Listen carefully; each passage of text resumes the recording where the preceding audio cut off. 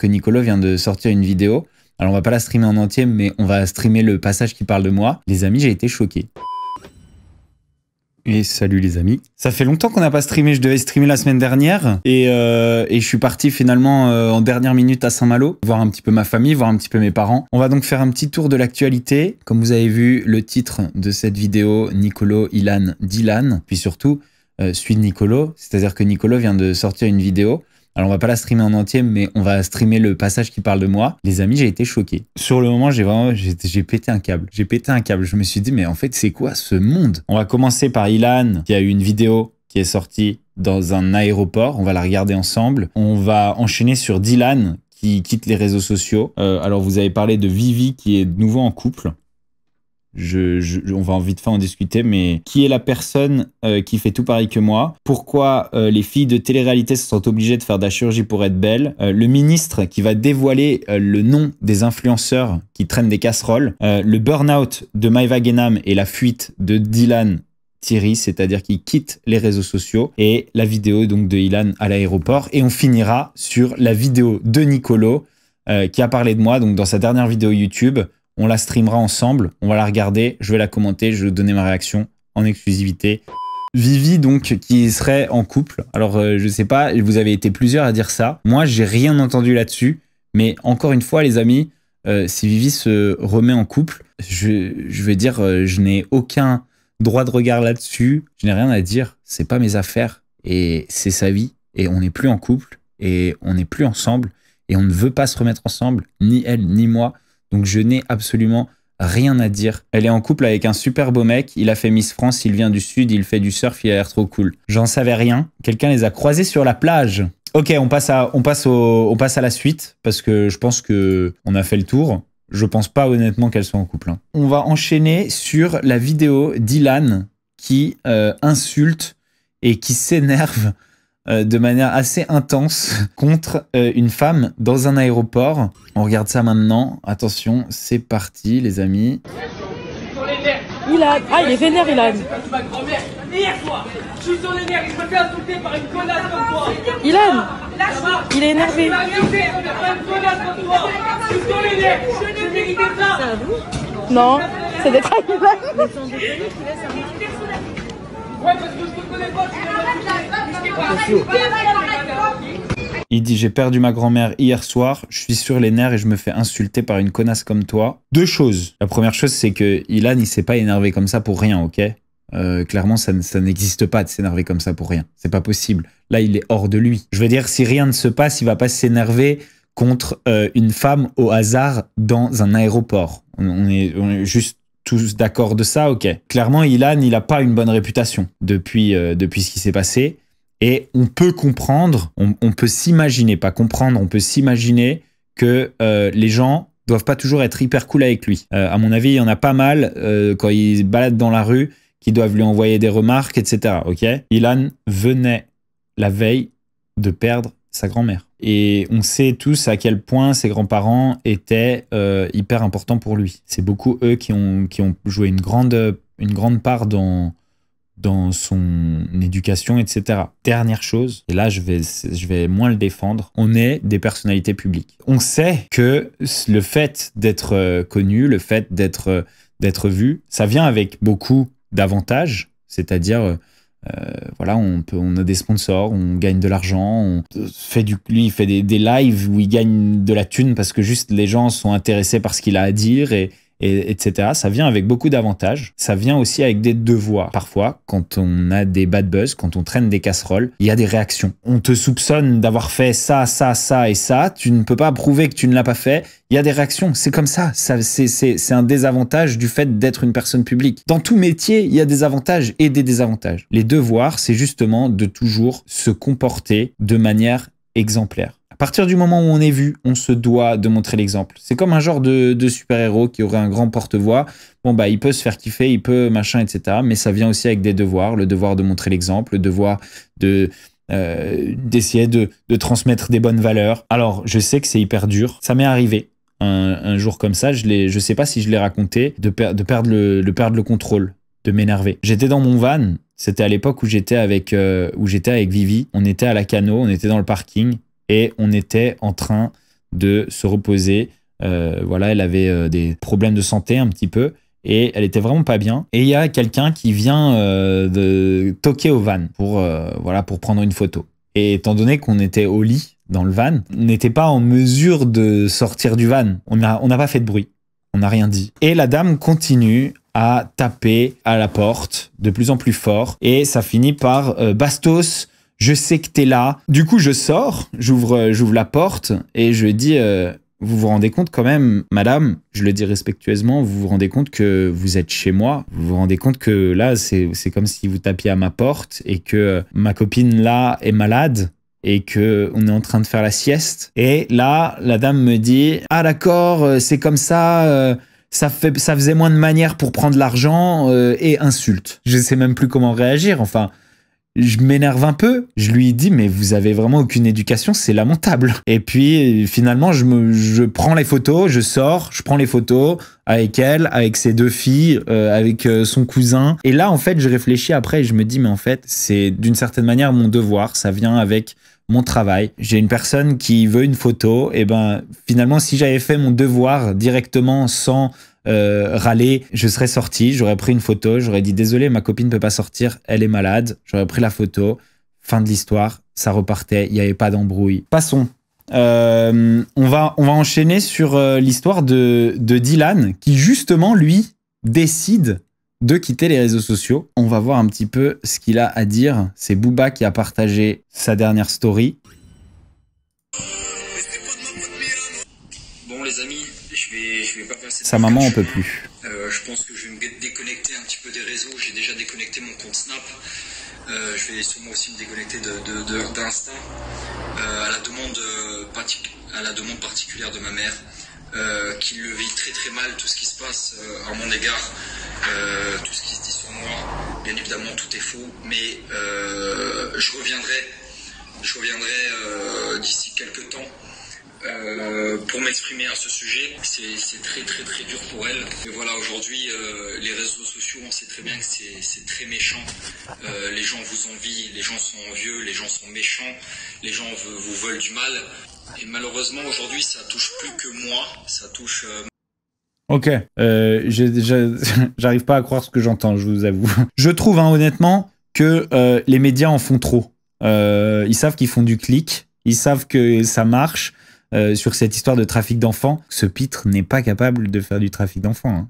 Il n'a jamais fait du trafic d'enfants. Il s'est juste vanté d'un truc qu'il n'est pas du tout capable de faire. Hein. Il est ni capable de faire gagner 700 000 abonnés sur Mime qui n'existent pas à une fille. Et en plus de ça, il n'est pas capable de faire du trafic d'enfants. C'est-à-dire que jamais il va à Madagascar, il revient avec un enfant et il le fait payer 150 000 balles à Jazz. Ok, à un moment donné, stop avec ça. Je trouve que les médias en font beaucoup trop. Tu dis des trucs comme ça, c'est normal que ta mère, elle soit pas fière de toi. Donc ce qui se dit sur toi est faux. Mais il n'y a rien qui se dit sur toi, genre il y a juste tes vocaux qui ont fuité. C'est toi, en fait, qui dis ça sur toi. Alors, on est d'accord que tout est faux, mais c'est toi qui le dis. Alors, peut-être, je sais pas, excuse-toi. Reconnais que t'as dit des pitreries sans nom. C'est qu'il dit, elle le vit très très mal, c'est de votre faute. C'est-à-dire, vous êtes méchant, elle voit ça, et vraiment, elle le vit très mal. C'est ton comportement. C'est tes vocaux qu'elle vit très mal. Est-ce qu'à un moment, ce gars-là a dit, j'ai fait une erreur? Je sais pas comment... On peut écouter ça. Et quand il va voir cette vidéo, il va dire que moi, je suis jaloux. Je crois qu'on doit aborder maintenant le burn-out de Maeva Guénam. Je sais pas si son burn-out, il est dû aux réseaux sociaux. J'ai l'impression que c'est un peu à ça qu'elle fait référence. T'es connu, donc il y a des gens qui ont des opinions positives, négatives à ton propos. Et certains qui génèrent plus d'opinions négatives que d'autres. À un moment donné, il faut quand même rendre à César ce qui revient à César. Maeva Guénam, elle est à un endroit où, rendez-vous compte, il y a des tonnes de gens qui veulent être. C'est pas un coup de chance, elle n'a pas fait pile ou face, c'est sa personnalité. Ok, sa personnalité qui est d'une certaine manière divertissante. Je sais que c'est assez difficile à comprendre, mais sa personnalité est divertissante. Et il y a plein de gens dont la personnalité est loin d'être aussi divertissante que celle de Maeva Guénam. C'est d'une certaine manière un talent. On avait aussi parlé du ministre qui a dit qu'il allait dévoiler les noms des influenceurs pour ou contre. 100% pour. À la limite, quand quelqu'un, je veux dire, est condamné pour un délit qui n'est pas de nature publique, il n'y a pas forcément besoin que ça soit connu de tous. Mais là, on parle de gens qui ont profité de leur notoriété, qui ont profité du fait d'être suivis et aimés par beaucoup de gens pour les arnaquer. Et même s'ils les ont pas arnaqués directement, parfois, c'est l'État qu'ils ont arnaqué. Donc, qu'ils aient arnaqué le fisc, qu'ils aient arnaqué les gens qui les suivent, qu'ils aient arnaqué, qu'ils aient pas respecté les règles que les autres doivent respecter, ça doit être absolument connu, puisque on parle de tonnes de gens qui doivent maintenant se méfier d'eux. C'est normal que ça soit rendu public et j'espère que ça va être rendu public et j'espère que ça va être qu'ils vont pas revenir là-dessus parce que attention hein, je vous le dis, c'est pas sûr que ça va se passer. On va dire incitation au harcèlement, incitation à la haine alors que ces gens ont fait des erreurs qu'ils savaient pas, nanana, etc. Je vous le dis, ça allait très vite. Tu as déjà vendu des produits de dropshipping? Non, pas du tout. Je pense que c'est plus un coup de pression pour les influenceurs, étant donné que les sanctions qui ont été données jusqu'à maintenant sont des sanctions dérisoires par rapport à l'argent qui a été généré. Moi, il y a une sanction que je connais, c'est la sanction vis-à-vis de Nabila, je crois, qui avait pris 20 000 € d'amende. Vous vous rendez compte quand même que 20 000 €, c'est rien par rapport à l'argent qu'ont pu générer des placements de produits qui n'ont pas été faits correctement. Moi, je vais nous mettre sur la partie de la vidéo de Nicolo qui parle de moi et on va terminer là-dessus. À l'antenne, Nicolo, on y est, c'est parti. Nicolo a parlé de moi dans sa dernière vidéo. Ça m'a choqué, vous allez voir. Un petit peu aux choses qui sont sorties ces dernières semaines, à laquelle je n'ai pas réagi. Je vais monter le son. Parce que j'étais investi sur mon projet professionnel et sur ma vie personnelle. Mais c'est vrai que vous m'avez extrêmement demandé de réagir à une vidéo qui est sortie où il y a Victoria qui fait un détecteur de mensonges. Il y a un TikTok que Bastos a fait en réagissant à cette vidéo que Victoria elle a tournée avec une youtubeuse. Est-ce que tu as déjà trompé un de tes mecs? Oui, tous, presque. Ah, presque tous. Bon, au moins. Franchement, c'est vrai. Tous. Presque tous, j'ai dit. Vous croyez que quand elle m'a embrassé, elle l'avait largué, Nicolo? Vous croyez qu'elle a fait que m'embrasser? J'étais d'un côté étonné et de l'autre pas trop. Bastos, il a avoué dans ce TikTok que en fait, Victoria, elle m'a trompé avec lui. Chose que je me doutais bien. La chose qui est drôle, c'est que lui aussi, il s'est fait tromper par elle. Par la suite, Bastos ça fait rire. Eh ben, on s'est parlé un petit peu en DM sur Instagram. Il m'a proposé de se rencontrer et de tourner des vidéos YouTube. Une vidéo pour ma chaîne et une vidéo pour la sienne. Donc ça, je vous en avais parlé, hein. De toute façon, je vous en avais parlé avant. Tout le monde me disait ah, vas-y, fais une vidéo avec Nicolo, fais une vidéo avec Nicolo. Moi, ça m'aurait fait plaisir de faire une vidéo avec Nicolo, surtout qu'il n'a pas l'air d'un méchant gars. Moi, je lui ai envoyé donc un message et il m'a répondu instantanément. Il était hyper chaud. Le but n'était pas du tout de parler de Victoria. C'est-à-dire qu'on voulait juste faire une vidéo ensemble. Trouver un petit concept, faire une vidéo ensemble et absolument pas de parler de nos histoires avec Victoria ou quoi que ce soit. Ok, il était vraiment très chaud et on devait se voir. Donc il avait dit qu'on allait se voir quand je descendais à Sainte-Maxime. Je lui envoie un message, je lui dis écoute, on est sur la route, je suis avec Vincent. Est-ce que tu sais si tu peux rester à Marseille? Comme ça, on tourne la vidéo. Et là, plus de réponse. Et je pense que c'est à peu près au moment où, et vous allez le voir dans la suite de la vidéo.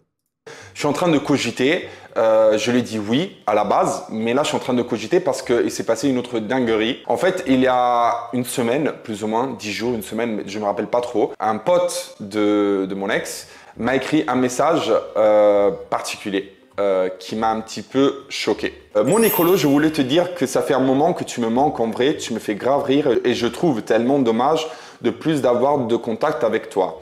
C'est pareil pour Victoria, malgré tout ce qui s'est passé entre vous, en vrai, je pense que vous pourrez rester potes de ouf. Est-ce que vous voyez de qui peut venir ce message? Je suis choqué. Je suis choqué. J'ai vu cette raclure, les amis. J'ai vu cette raclure avec Vivi à Bali plusieurs fois, au point de choquer tous leurs amis autour de la table et moi. Je les ai vus le terminer alors qu'il était même pas là. Dire sur lui les pires choses. La meuf de Yo-Yo entendait ça et même elle était là. Quand je disais, mais attends, t'es sorti avec lui et toi, tu faisais son meilleur ami et maintenant vous le terminez. Mais comment j'ai pu être ami une seconde? Comment j'ai pu aider ce gars-là? C'est grâce à moi qu'il a fait son truc de coiffure là à la télé. C'est moi qui lui ai présenté le caster. Et je sais qu'ils ont dû faire pareil pour moi parce que d'ailleurs, Nicolo me l'a dit dans les messages vocaux. Quand c'était mon tour, il disait des atrocités sur moi. Il m'a pas dit de quoi il parlait. On m'a dit qu'il disait des atrocités sur moi. Je l'ai mis dans mes vidéos. J'ai fait de la pub pour son salon. Je le considérais comme mon pote. Je sais pas si vous suivez ce gars, mais je vous invite à l'unfollow. Je suis choqué. Et je parle même pas de Vivi, hein, parce que croyez bien que ce message, c'est certainement une manigance entre les deux. C'est-à-dire que ce message n'a pas été envoyé sans concertation au préalable. Peut-être même qu'il a été envoyé à la demande de Vivi. Voilà, je suis pas débile. Je vous le dis les amis, des gigantesques hypocrites. Genre, terminez-le dans une vidéo si vous avez envie. Genre, ça vous sert à quoi là en fait d'être juste des vipères de l'enfer? J'avais parlé un petit peu avec Bastos quelques jours avant. Et je reçois ce message quelques jours après. Au premier abord, j'ai pensé que c'était un prank. Je vous dis la vérité parce que ça m'a fait bizarre de recevoir ce message de la part d'un très grand pote de Victoria à laquelle j'étais énormément lié. C'est vrai que ça pourrait être un prank. Mais en fait, je ne sais plus à qui je dois croire parce que Bastos, il m'a dit qu'en fait, même à Bali, ça parlait extrêmement mal de moi quand ils étaient à Bali. Et après, je reçois ce message. En fait, je suis un peu perdu. J'ai plus répondu à Bastos et j'ai pas répondu à ce pote de Victoria. Je comprends qu'il se méfie en vrai. Je comprends qu'il se méfie. Il voit ces deux trucs-là. Je comprends qu'il se méfie. Mais c'est pour ça que je vais essayer de trouver des témoins. Je vais avoir du mal parce que je pense pas qu'ils mettent Vivi dans la sauce comme ça alors que c'est ses amis proches et qu'en plus ils sont même pas sur les réseaux ou quoi. Je suis choqué par Yo-Yo. Un enfer ce gars. Genre la pire des raclures de bidet de l'enfer. Moi, je disais quoi quand il le terminait? Bah, je disais, attends, Vivi, t'es sorti avec lui. Pourquoi là maintenant ce serait un débile profond? Genre, fallait pas sortir avec lui si t'avais cette opinion de lui. Et à Yo-Yo, je disais, mais tu faisais pas son meilleur ami sur les réseaux pendant qu'elle était avec? Toujours en train de pépon Vivi à la première occasion. Les amis, on va s'arrêter là. Si vous avez kiffé la vidéo, vous mettez un petit pouce bleu, vous activez la petite cloche pour ne louper aucune de mes vidéos et vous vous abonnez à la chaîne YouTube. On est presque à 100 000 abonnés sur Bastos TV. Je vous dis à très bientôt sur la chaîne. Je vous fais des gros bisous. Ciao, ciao. Oh, ce qu'on va se mettre. Oh, ce qu'on va se mettre.